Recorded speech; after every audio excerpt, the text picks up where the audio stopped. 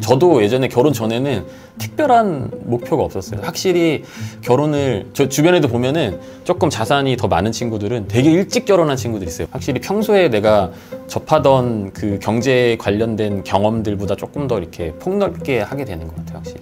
어쨌든 좀 같이 공동의 목표를 조금 세워놓으면 좋을 것 같고, 결혼 전에 따져봐야 되는 되게 중요한 부분이 그 배우자의 그 뭔가 돈에 대한 좀 생각이랑 어떤 목표를 좀 갖고 있는지, 그런 것들 좀 체크를 뭐 그냥 해도 좋고 안 해도 좋고가 아니고, 그거는 진짜 확실하게 조금 물어봐서 체크를 좀 해야 되는 부분인 것 같고, 그리고 또 하나 좀 생각보다 주변에서 트러블이 많이 생기는 게, 결혼을 하고 봤더니 한쪽 집안에는 부모님이 생활이 안 되셔서 생활비를 무조건 보내드려야 되는 경우들이 있어요. 근데 그거를 결혼 전에 미리 서로 체크를 하면은 당황하지 않는데, 갑자기 결혼했더니 나 한 달에 80만 원씩 계속 보내드렸는데?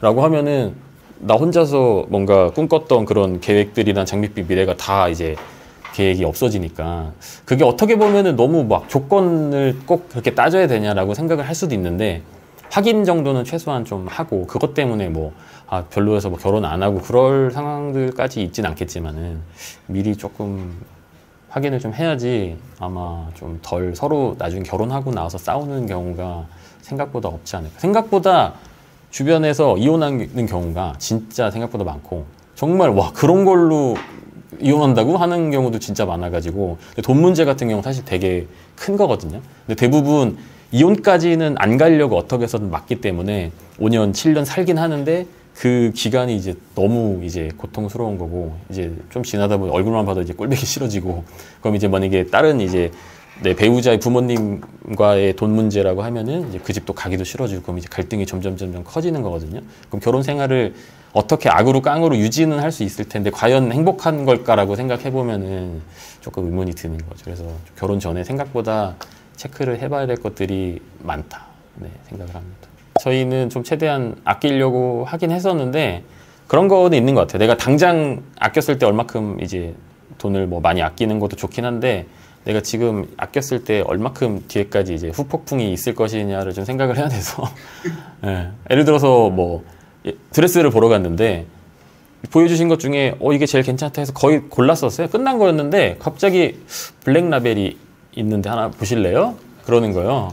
30만 원인데 제가 아무리 그 신부의 얼굴 봐도 그냥 이미 꽂혔어요. 그거를 하고 싶어 하는데, 이거 30만 원까지 주고 할 필요가 있을까라는 이제 말을 나오기 전에 그 미래를 이제 한번 그려보는 거죠. 그래서 뒤에 일을 한번 생각해보고, 그 스트레스와 그 고통과 지금 30만 원의 가치를 이제 저울질을 해야 되는데, 사실 정답은 없는데, 그냥 그 미래의 공포가 훨씬 크게 느껴지더라고요. 저는 제가 뭔가 사람이 뭔가 모르면은 더 무섭잖아요. 그래서 이제 약간 멀리 있는 공포가 훨씬 좀 크게 느껴져서, 그래서 그런 식으로 정하고 있는, 사실 뭐 특별한 정답은 없는 것 같아요. 둘 다 조금 이제 비슷한 성향이어서 좀 싸움이 덜한 것도 있기는 한데, 가끔씩 이제 뭔가 저희도 이제 소비가 조금 헤퍼질 때가 있어요. 한 명이 아니면 뭔가를 막 사고 싶어 하거나, 그럴 때 이제 같이 공동의 목표에 대해서 한 번 더 점검을 합니다. 예를 들면은 뭐 저희 같은 경우 지금 이제 사둔 집으로 최대한 빨리 들어가는 게 목표이기 때문에, 거기 들어가려면 이제 얼마가 필요하고, 1년에 얼마가 필요하고, 이제 한 달에 얼마가 필요하고, 우리 지금 이제 소득이 얼마고, 이런 것들을 한 번 더 점검을 하고, 거기에 지금 우리가 뭐 예를 들면 이만큼 소비를 더 하는 게 그 집에 나중에 뭐 몇 달 늦게 들어간 것보다 과연 더 우리를 행복하게 해주는 걸까에 대해서 좀 얘기를 좀 많이 하는데, 그렇게 하다가 서로 이제 합의가 돼서 좋게 넘어가는 경우도 있고, 그냥 그 얘기하다 보면 이제 좀 짜증나가지고 둘이 약간 서먹해질 때도 있고 좀 그렇긴 한데, 좀 케이스 바이 케이스인 것 같아가지고, 어쨌든 좀 같이 공동의 목표를 조금 세워놓으면 좋을 것 같고, 그리고 저 아는 분도 한 분이 이제 돈에 정말 관심이 아예 없었던 분이었고, 한 분은 조금 그래도 어떻게 좀 잘 해보자 였는데, 아무리 설득해도 안 되다가 집이 청약이 됐어요. 청약이 되면서 돈이 갑자기 필요하잖아요. 그럼 딱 이제 목표가 생기니까 그때부터 좀 이제 협심을 많이 했다고 하더라고요. 같이 좀 도와줘서. 그런 식으로 좀 작든 크든 목표를 조금 정하면은, 계속 이렇게 막 공부하기 싫은 애한테 사실 공부 계속 하라고 하는 것만큼 힘든 게 없는데, 공부를 좀 하게끔 어쨌든 만들어야 되는데, 그게 뭘지를 사람마다 다 다르니까 좀 고민을 좀 해보면 좋을 것 같은데 사실 좀 어렵죠. 쉽진 않습니다. 원래 좀 짠테크를 하시던 분들은 크게 달라지는 건 좀 없는 것 같고요.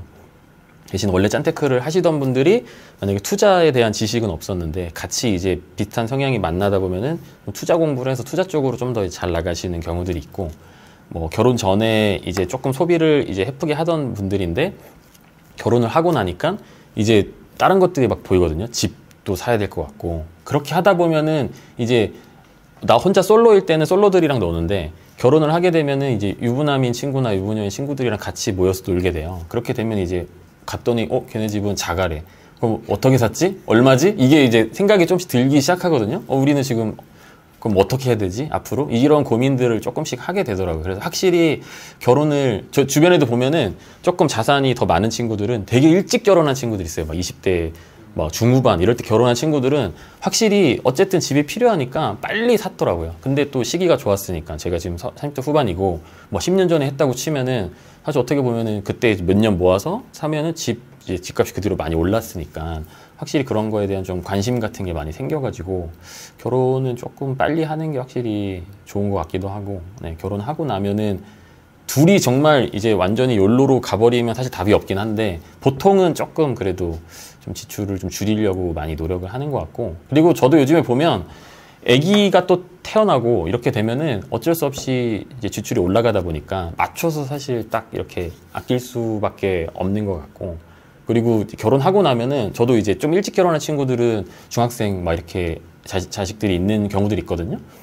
그러면은 막 초등학교 중학교인데 사교육비가 한 달에 무슨 막 200, 300씩 들어간대요. 그럼 그게 그 친구만 그런 게 아니고 은근히 물어보면은 뭐 한 1, 200씩은 다 들어가고. 그러면 이제 생각을 하게 되는 거예요. 지금 우리가 둘이 합치면 월급이 얼만데 우리가 지금 얼마큼 쓰고 얼마큼 모으는데 나중에 한 달에 200씩 더 들어간다고? 이렇게 생각을 미리 좀 하게 되는 것 같아요. 결혼을 좀 일찍 하면은. 저도 예전에 결혼 전에는 특별한 목표가 없었어요. 그래서 그냥 10년 동안 그냥 적금만 계속 들고 아끼긴 아꼈는데 목표가 없다 보니까 그 전에 사실 어떻게 보면 집 살 수 있는 훨씬 더 좋았던 시절이 있었는데 목표가 없으니까 그냥 다 그 기회인지도 모르고 다 이제 뭐 흩어 지나갔는데, 만약에 제가 예를 들어서 뭐 한 사회생활 한 5년 차에 결혼을 했다? 그러면 이제 조금 다른 사람들과 이제 어울리면서 그런 거에 대한 정보를 좀 수집을 했을 거고, 좀 집을 좀 더 빨리 샀을 수도 있을 거고, 이제 그렇게 되다 보니까 물론 뭐 빨리 샀다고 꼭 뭐 다 잘 되는 건 아니긴 한데 확실히 평소에 내가 접하던 그 경제 관련된 경험들보다 조금 더 이렇게 폭넓게 하게 되는 것 같아요, 확실히.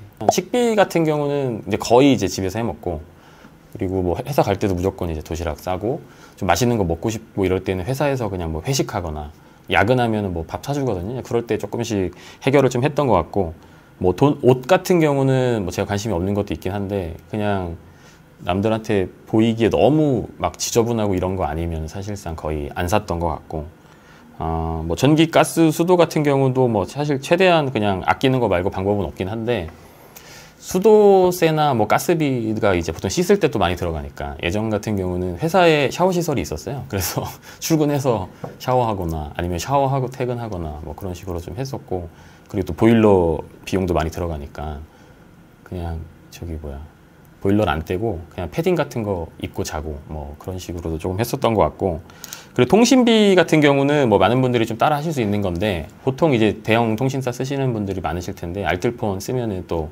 굉장히 많이 좀 줄일 수 있거든요. 그래서 데이터 무제한 요금제 같은 거 했을 때 한 3만 원 정도면 쓸 수 있고, 저는 최근에 바꿨는데 저는 지금은 이제 1,100원짜리 요금제를 쓰고 있어요. 그래서 통화랑 문자는 이제 무제한이고 데이터가 이제 기본 1기가를 주는데 이제 다 쓰면 1메가 속도로 무제한이에요. 밖에서 막 고화질 무슨 넷플릭스 이런 거 볼 정도는 아닌데 그냥 간단히 카톡하고 뭐 인터넷 하는 정도에는 가끔 느려서 좀 빡칠 때가 있긴 한데 웬만하면 쓸 수 있거든요. 그래서 정말 내가 연봉이 너무 적고 힘들다 하시는 분들은 좀 그렇게 하시면 될 것 같고, 그리고 뭐 책 같은 경우는 요즘에 뭐 사서도 많이 보시지만은 정말 내가 좀 아껴야겠다 하시면은 좀 도서관에서 빌려서 뭐 그런 식으로 보셔도 될 것 같고, 영화 같은 것도 제가 되게 좋아해가지고 그러니까 도서관, 큰 도서관 같은 데 가거나 아니면 뭐 이렇게 구청이나 나라에서 하는 그런 데 보면은 조그맣게 극장이 하나씩 있는 데들이 있어요. 물론 화질이 뭐 당연히 이런 CGV나 이런 데보다 안 좋겠지만 그런 데서 조금씩 해소를 하기도 하고, 정말 꼭 보고 싶은 영화가 이제 극장에만 있다 하면은 헌혈을 합니다. 헌혈해서 피 빼면 네, 보통 이제 한 장에서 2장씩 주거든요. 아니면은 뭐 영화 티켓 한 장이랑 뭐 햄버거 티켓 한 장 이렇게 줘요. 그러면 이제 혼자 가서 햄버거 하나 먹고 영화 보고 뭐 그런 식으로 좀 했었고, 그리고 예전에는 한참 이제 돈을 좀 아껴야겠다라고 생각했을 때는 저는 이제 뭐 보는 걸 좋아해서 뭐 넷플릭스 같은 건 사실 그렇게 돈이 많이 들진 않으니까 그런 거 하거나, 아니면 차라리 뭐 올바른 방법인지 모르겠는데 게임 같은 거 하나 사면은 뭐 그냥 한 뭐 몇 주 동안 계속 하니까 뭐 그런 것도 좀 하고 뭐 그런 식으로 했었고, 사실 요즘 같은 경우는 어떻게 보면은 되게 여러 가지로 좀 힘든 상황인데, 오히려 이런 상황에서 너무 또 밖으로 막 돌아다니면서 노는 것보다는 집에서 그냥 있으면서 좀 다음을 준비하는 좀 공부를 해보는 시간을 좀 가지면 어떨까. 사실 공부가 제일 좀 돈이 안 들면서도 제일 좀 이상적인 뭔가 취미 생활일 수도 있어서 네, 그렇게 생각을 좀 합니다. 저는 뭐 하루 용돈 그런 식으로 하진 않았었고, 예전에 한참 돈 많이 모을 때는 월급이 그때 한 330 뭐 정도 됐었는데 한 달 생활비가 한 70만 원 정도 들었어요. 6, 70 정도.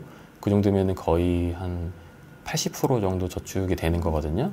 네, 그런 식으로 좀 했었었고, 그래서 보통 이제 생활비를 그냥 무한정 이렇게 좀 쓰시는 분들도 계신데, 한 달 생활비를 좀 정해놓고 그거를 좀 별도 통장으로 분리해가지고 쓰시면은 확실히 좀 소비를 통제하는 데 도움이 좀 많이 되는 것 같아요. 그 안에서만 좀 쓰려고 노력을 하다 보면은, 일단은 뭐 부모님 댁에서 사는지 뭐 월세를 사는지 그거에 따라서 사실 되게 많이 좀 달라지기는 할 텐데, 어떤 상황이라고 해도 제 생각에는 한 최소한 절반 정도? 네, 절반 정도는 모아야지 약간 좀 다음 스텝을 좀 생각을 좀 해볼 수 있을 것 같고요. 보통은 이제 막 이런 무슨 짠테크 책 같은 거 보면은 70%, 80% 해야 된다라고 하는데, 뭐 부모님 댁에 살면 사실 가능할 수도 있긴 한데, 뭐 내가 월세를 산다거나 하면은 월세도 뭐 한 달에 한 5, 60씩은 나갈 수 있을 거고, 뭐 전세자금 대출을 받는다고 해도 이자도 요즘에 올라가지고 뭐 잘은 모르겠지만 못해도 한 2, 30 이상씩은 나갈 것 같은데, 그냥 어느 정도는 그래도 현재의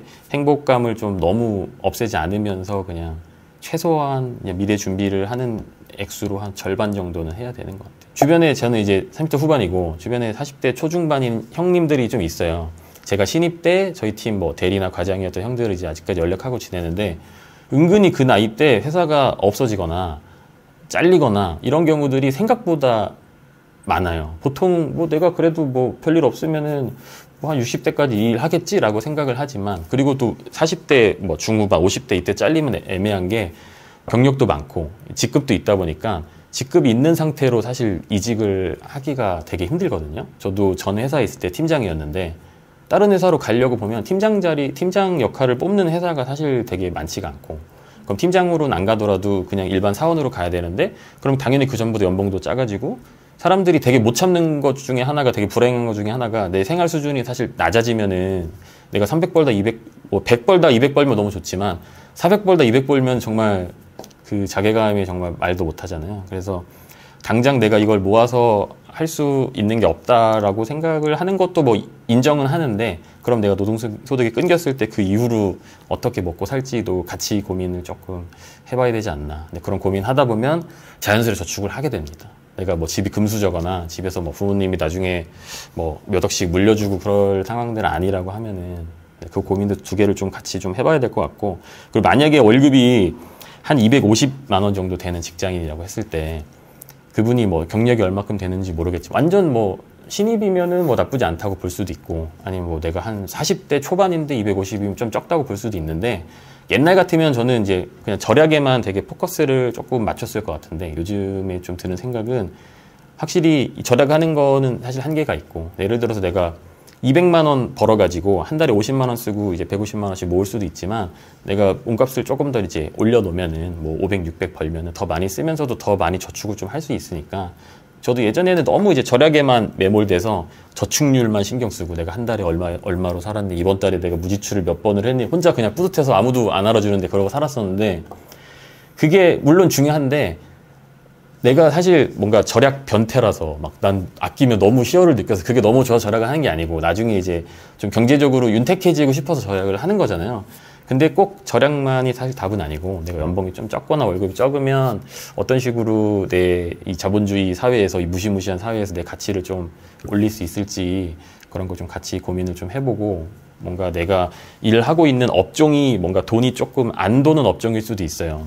그런 데서 내가 아무리 잘해도 사실 연봉을 올리는 데 한계가 있기 때문에 조금 더 돈이 많이 도는 업종으로 간다든지, 그러니까 제가 일했던 업종으로 예시를 들자면 저는 애니메이션 회사에서 일을 했는데 뭔가 산업 규모라고 해야 되나요? 그게 애니메이션 업종보다는 게임 업종이 훨씬 커요. 그렇다 보니까 똑같이 뭔가 그래픽 작업을 한다고 하더라도 애니메이션 회사에서 뭔가 한 상위 10%가 되는 거랑 게임 회사에서 상위 10%가 되는 거랑 그 연봉 레벨이 좀 차이가 나더라고요. 애니메이션 회사에는 뭐 무슨 NC나 뭐 펄어비스나 그런 큰 회사가 이제 없다 보니까, 그래서 그런 식으로 좀 어떻게 하면 내가 내 몸값을 좀 올릴 수 있을지도 같이 생각을 좀 해봐야 될 것 같아요.